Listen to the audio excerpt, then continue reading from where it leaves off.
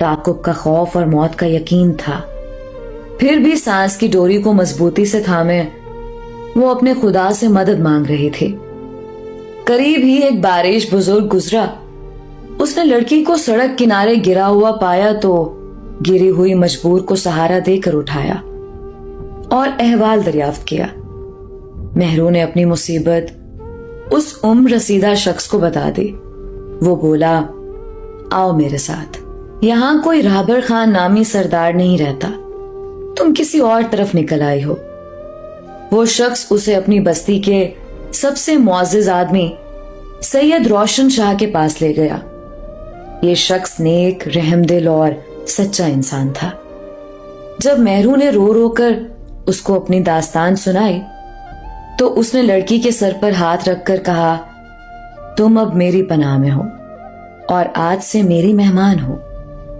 जब तक मेरे जिस्म में सांस है तुम्हारा कोई बाल बेका नहीं कर सकता। झूठ क्या है और सच क्या है इसका बाद में पता चल जाएगा। तुम बेखौफ होकर मेरे घर में रहो और हर फिक्र से आजाद हो जाओ।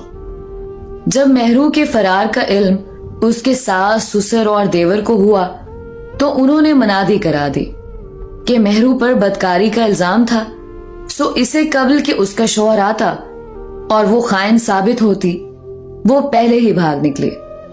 सो अब उसका कत्ल कबीले के हर फर्द पर वाजिब हो गया है। वो जिसको भी कहीं मिल जाए उसे हलाक कर डाले। ये ऐलान सुनते ही बस्ती के चंद जोशीले नौजवान गैरत की आग में जल उठे। तभी शिकंजा खान भी भाइयों के हमरा बस्ती आ पहुंचा। ये नौजवान उसके हमरा असलहे से लैस होकर मेहरू की तलाश में रवाना हो गए। कुछ दिनों की भाग दौड़ के बाद पूछते पाछते बिलाखिर वो सैयद साहब के पास पहुंच गए। उन्होंने सैयद साहब से कहा कि मेहरू हमारी मुजरिमा है, लिहाजा उसको हमारे हवाले कर दो कि हम उसको अपने कबीले की रीत रिवाज के मुताबिक सजा दे सकें। सैयद साहब ने उनको बहुत समझाया और अहकामे खुदाबंदी भी सुनाए, मगर वो किसी तरह कायल ना हुए। आखिर ऐलाने जंग हो गया और दोनों तरफ के मर्द काम आ गए।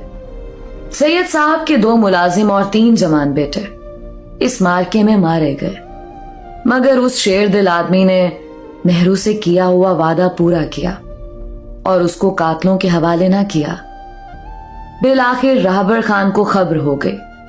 सरदार ने मदाखलत की और मुश्तइल अफराद खच्चरों पर अपनी लाशें उठाकर चले गए।